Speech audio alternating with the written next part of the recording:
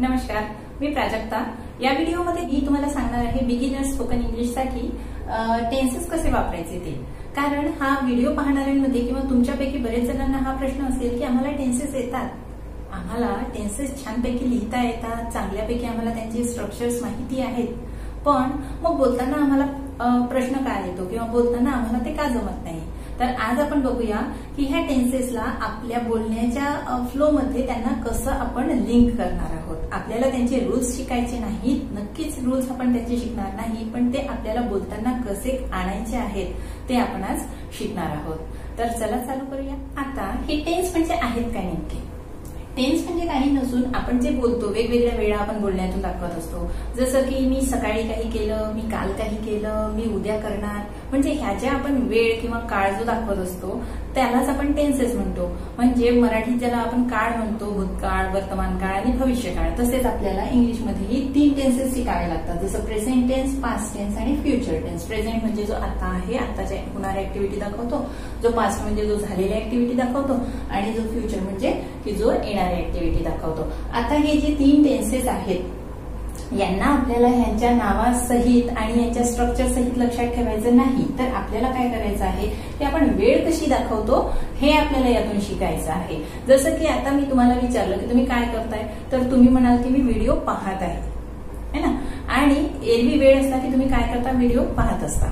म्हणजे मी व्हिडिओ पाहते, मी व्हिडिओ पाहत आहे, मी व्हिडिओ पाहणार, मी व्हिडिओ 1 तासापासून पाहते आहे। ह्या 3-4 गोष्टीमध्ये काहीतरी फरक आहे ना, थोडा फरक आहे की नाही। म्हणजे एकदा तुम्ही म्हणताय की माझी आता ऍक्टिव्हिटी चालू आहे, एकदा तुम्ही म्हणता की मी ती केव्हा तरी करेल, आणि एकदा तुम्ही म्हणता की मला तशी सवय आहे किंवा मी ते नेहमीच करत असतो। मग ह्या ज्या गोष्टी आहेत ह्याच आपल्याला आपल्या शब्दांच्या थ्रू दाखवाव्या लागतात आणि त्यालाच आपण इथे टेन्स म्हणणार आहोत किंवा वर्बच्या थ्रू आपण ज्या ऍक्टिव्हिटीज दाखवतो त्यांना आपण टेन्स म्हणणार आहोत। तुम्ही नाव अगदी विसरून जा, नावांशी आपल्याला काही देणं घेणं नाही। जेव्हा एकदा तुम्ही बोलायला लागाल तुम्हाला कोणीच विचारणार नाही की तू आता कुठल्या टेन्स मध्ये बोलणार आहे, कोणीच विचारणार नाही कुठल्या टेन्स मध्ये बोलणार। पण तुम्हाला बोलताना तुमचा मेसेज व्यवस्थित कन्वे करायसाठी किंवा तुमचा मेसेज व्यवस्थित पोहोचवण्यासाठी मात्र याची गरज लागणारच आहे, म्हणून आपल्याला हे शिकावं लागणार आहे। जसं आता सेम एक्झाम्पल घेतलं की मी तुमचा व्हिडिओ नेहमीच पाहत असते किंवा मी तुमचा नेहमी व्हिडिओ पाहतो, म्हणजे माझी ती एक रुटीन सवय असू शकते। किंवा काही गोष्टी आपण जेव्हा करत असतो, नॉर्मली करत असतो, तेव्हा आपण शक्यतोवर असंच सांगतो, तेव्हा आपण काय म्हणतो, आय वॉच अ व्हिडिओ, मी एक व्हिडिओ पाहते। तर इथे आपण काय वापरतो आहे शब्द वॉच, ठीक आहे। त्यानंतर मी पाहत आहे। आता जर तुम्हाला कोणी आवाज दिला आणि तुम्हाला विचारलं की काय करतोय, तर तुम्ही म्हणाल मी आता व्हिडिओ पाहत आहे, म्हणजे मला डिस्टर्ब करू नको, मी व्हिडिओ पाहत आहे, माझी ऍक्टिव्हिटी ऍक्शन माझी चालू आहे। I am watching a video, इथे आपण शब्दांची रचना वापरणार एम वॉचिंग, इथे आपण वापरलं वॉच। पण पाहतो आणि पाहत आहे या 2 मध्ये फरक आहे। इथे आपण वापरलं वॉच आणि इथे आपण वापरतो आहे आय एम वॉचिंग, म्हणजे माझी ऍक्शन चालू आहे। तुम्हाला हा स्ट्रक्चर लक्षात ठेवायचा आहे, म्हणजे आपण कसे शब्द वापरतो ते लक्षात ठेवायचं आहे। यांच्या नावाशी आपल्याला सध्या तरी काही देणं घेणं नाही। त्यानंतर 5 मिनिटांनी हा व्हिडिओ संपेल, तर तुम्हाला कोणी विचारलं तर तुम्ही म्हणाल की मी हा व्हिडिओ पाहिला, तो व्हिडिओ तुम्ही पाहिला, पण ती ऍक्शन तुमच्या सोबत किंवा ती ऍक्शन कंप्लीट झालेली आहे, मात्र त्याचा असर अजूनपर्यंत आहे, त्याचा प्रभाव अजूनपर्यंत आहे। तेव्हा आपण म्हणतो की मी हा व्हिडिओ पाहिला, I have watched a video, I have watched a video. पण इथे तुम्ही बघा वॉचच्या सोबत सॉरी आपण हॅवच्या सोबत आपण ईडी वापरलाय, हॅव वॉच्ड असं म्हटलेलं आहे आपण, आय हॅव वॉच नाही म्हटलेलं आहे, आपण म्हटलेलं आहे I have watched a video. तर हे जे बारीक आपल्याला फरक आहेत ते आपल्याला लक्षात ठेवायचे आहेत। जसं पाहतोसाठी वॉच वापरला, पाहत आहे साठी वॉचिंग एम वॉचिंग वापरला, पाहिल्यासाठी हॅव वॉच्ड वापरला। तसंच तुम्ही 1 तासापासून हा व्हिडिओ पाहता आहे ना, व्हिडिओ चालू करून खूप वेळ झालेला आहे, तर 1 तासापासून तुम्ही हा व्हिडिओ पाहत आहे, पण एका ठराविक वेळेपासून। जसं इथे पण तुम्ही पाहत आहे, इथे तुमची ऍक्शन चालू आहे, ठीक आहे, पण इथे तुम्ही वेळेवर काहीही महत्व दिलेलं नाही वेळेला, इथे की मी किती वेळेपासून पाहते आहे किंवा मी किती वेळेपासून ते काम करते आहे, इथे नाही सांगितलंय आपण। पण जेव्हा आपल्याला एक वेळ पण ठराविक सांगायची, जसं मी मागच्या आठवड्यापासून तुझी वाट पाहतोय है ना, किंवा मी मागच्या महिन्यापासून इंग्लिश शिकते आहे, तर तुम्ही जेव्हा एका ठराविक वेळेबद्दल बोलत असता तेव्हा तुम्हाला हे स्ट्रक्चर वापरावं लागतं. I have been watching a video for an hour. म्हणजे मी एका तासापासनं, इथे आपण वेळेला महत्व दिलं आहे आणि सोबतच म्हणून आपलं स्ट्रक्चर चेंज झालं. इथे आपण वापरलं आय हॅव बीन वॉचिंग, इथे आपण बीन वापरलं. तर आता हे बघा, 4 प्रकारे तुम्ही, हा आहे प्रेझेंटच, पण ऍक्टिव्हिटीज तुमच्या ज्या आहेत त्या आपण 4 प्रकारे सांगितल्या, तर त्यानुसार आता त्यांची नावं पण मी तुम्हाला सांगूनच देते. ठीक आहे. तर पहिल्याला आपण म्हणतो प्रेझेंट इंडेफिनिट. सगळ्यांना माहिती असलेली नावं, फक्त ती आपण वापरात आणली नाही म्हणून आपल्याला ती आता आठवत नाही. लिहिताना कोणाला प्रॉब्लेम येत नसेल, पण बोलताना हा प्रॉब्लेम होतो, कारण आपण ते लक्षात ठेवलं नाही. आता आपण हे लक्षात ठेवायचं आहे मात्र आपल्याला, की कसं करायचं आहे. पाहत आहे आय एम वॉचिंग, पण मला काहीतरी एका वेळेवर फोकस करायचा आहे, तेव्हा हॅव बीन वॉचिंग. मग मी आता पाहतो आहे वॉच, पण माझा आता झालेला आहे कुठलं काम, हॅव वॉच. असं आपल्याला ते एक स्ट्रक्चर लक्षात ठेवायचं आहे.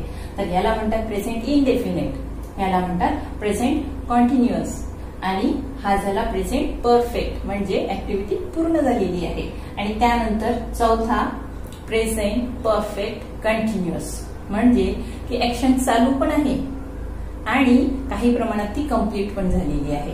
म्हणजे ह्या सेंटेन्स मध्ये जसं आपण म्हटलेलं आहे की मी हा व्हिडिओ पाहते आहे, पण एका तासापासून, म्हणजे मी 1 तासाचा व्हिडिओ पाहिलेला आहे आणि अजून होऊ शकतो तो आणखी 2 तास पुढे चालेल है ना. म्हणजे माझी ऍक्टिव्हिटी आता चालू आहे, पण ती पूर्वी चालू झाली होती, तर मी तो वेळ इथे मेन्शन करते आहे. ठीक आहे. तर ह्या झाल्या 4 ऍक्टिव्हिटीज आपण प्रेझेंट मध्ये सांगू शकतो. तर बिगिनर्सला हे 4ही ऍक्टिव्हिटीज सांगता येणं फार जरुरी आहे. म्हणजे तुम्हाला शिकण्यासाठी हे फार सोपं करून दिलंय. आणि पूर्ण 12च्या 12ही टेन्सेस आज घेतलेले नाहीत, ते यासाठीच की आपल्याला पहिल्यांदा बेसिक्स लक्षात घ्यायचे आहेत, की आपण सेंटेन्सचं स्ट्रक्चर कसं तयार करतो, आणि त्यानंतर आपण शिकणार आहोत की आपण ते सेंटेन्सेस आणखी बाकीचे जे काय आहेत त्यांच्यासोबत ते लिंक कसं करतो.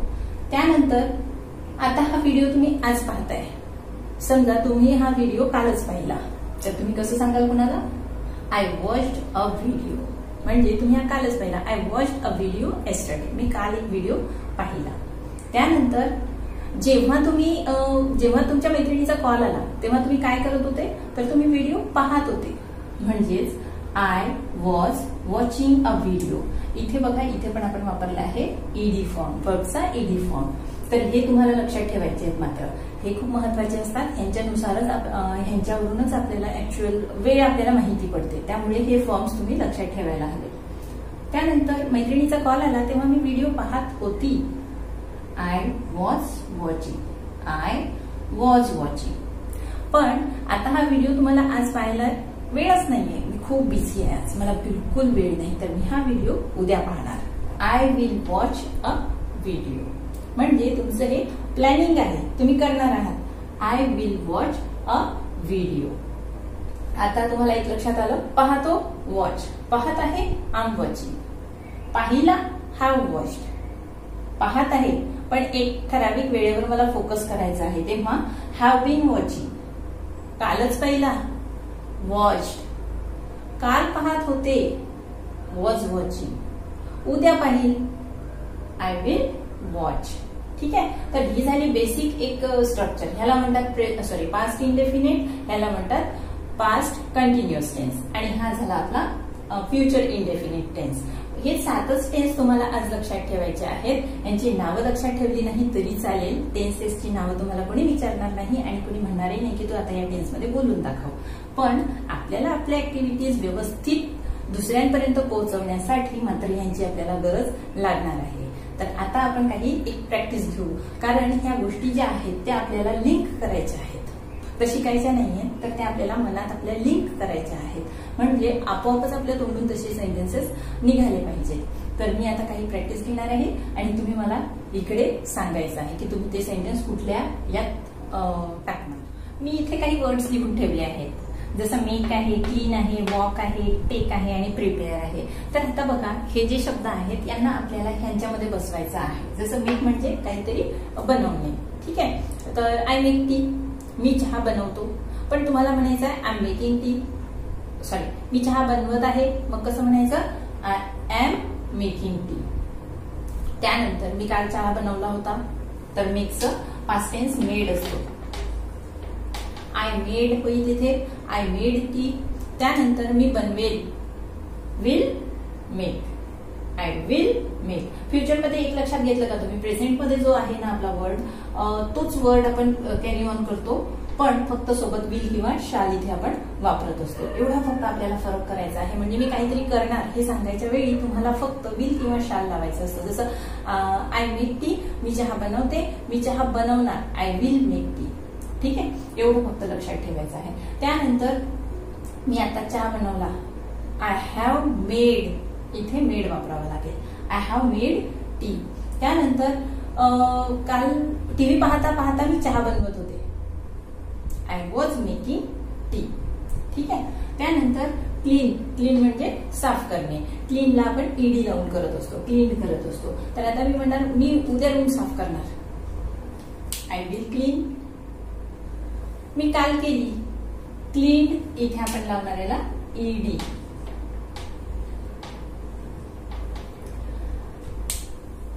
Clean, I clean my room. त्यानंतर मी सकाळपासून रूम साफ करत आहे, I have been cleaning my room, I have been cleaning my room since morning. म्हणजे मी सकाळपासून रूम साफ करते आहे. ठीक आहे. त्यानंतर आता मी जेव्हा व्हिडिओ पाहते आहे, सोबतच माझं क्लिनिंगचं काम सुद्धा चालू आहे, मग I am cleaning my room. ठीक आहे. त्यानंतर वॉक, साधा शब्द वॉक, सगळ्यांना माहिती आहे, वॉक म्हणजे चालणे, याला पण ईडी लागत असतो. ठीक आहे. मी चालत आहे, आय एम वॉकिंग. मी चालणार, आय वॉक. मी काल चालत होतो, आय वॉज वॉकिंग. मी चालत असतो, आय वॉक. त्यानंतर मी चाललो होतो, आय वॉक.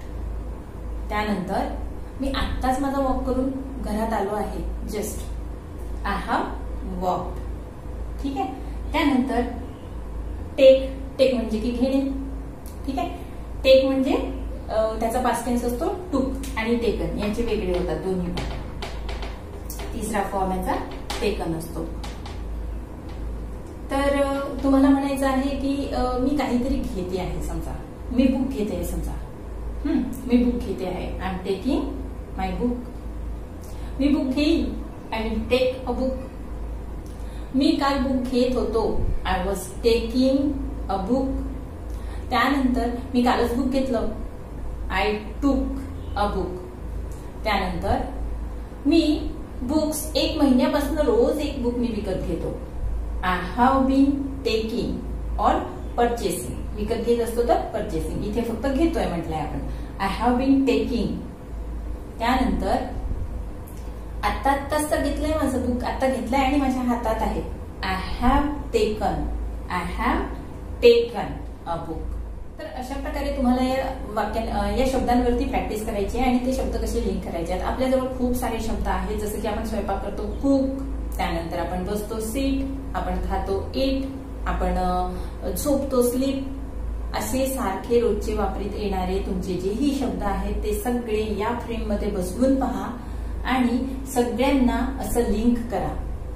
म्हणजे आपल्या मनाला एक प्रॅक्टिस झाली पाहिजे, आपल्या मनालाही प्रॅक्टिस झाली पाहिजे. आपल्याला त्याच्या स्ट्रक्चरशी काही देणं घेणं नाही, सॉरी आपल्याला त्यांच्या नावाशी काही देणं घेणं नाही, पण आपल्याला ही प्रॅक्टिस करायची आहे की हे शब्द मला कसे माझ्या रोजच्या वापरीत आणायचे आहेत. तर तुम्ही हे सगळे शब्द यामध्ये बसवून पहा. पाहते, करेल, घेईल, करत आहे, केलं होतं, करत होती, असे तुम्हाला हे शब्द लिंक करायचे आहेत आणि मग पहा. म्हणजे याची तुम्हाला इतकी प्रॅक्टिस होईल की माझा दुसरा पूर्ण टेन्सेसचा व्हिडिओ येईपर्यंत अर्ध्या लोकांना अर्धी इंग्लिश आलेलीही असेल. So best of luck. Thanks for watching. Bye.